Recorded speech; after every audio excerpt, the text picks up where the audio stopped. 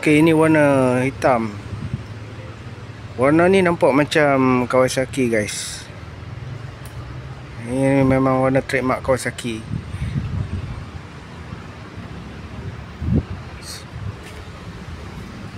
Kita tengok dia punya dari pandangan tepi dia. Dia ada mainly stiker warna hijau Kawasaki. Oh, memang style. Pada yang peminat jenama Kawasaki ya, boleh ya pakai Modena Z15 GT warna ni, guys. Alright, saya buat short review sikit ya tentang color Modena Z15 GT. Ini warna merah dia. So merah ni pun memang nampak kontra, memang bangkit lah. Memang smart, guys. Warna-warna yang kita tengok kan, tiga color yang Modena buat keluar kan, memang smart ketiga-tiga.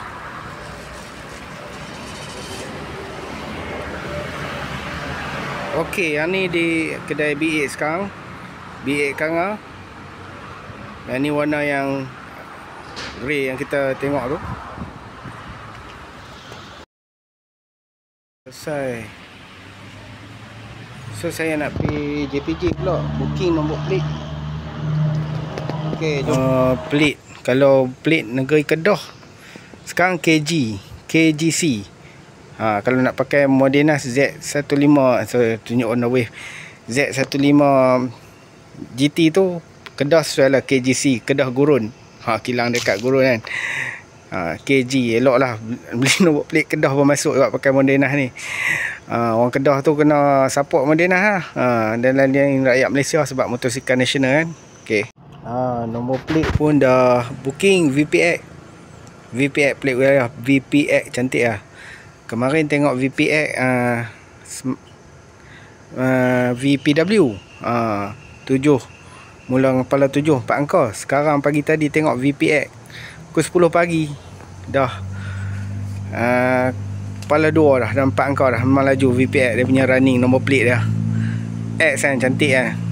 VPX.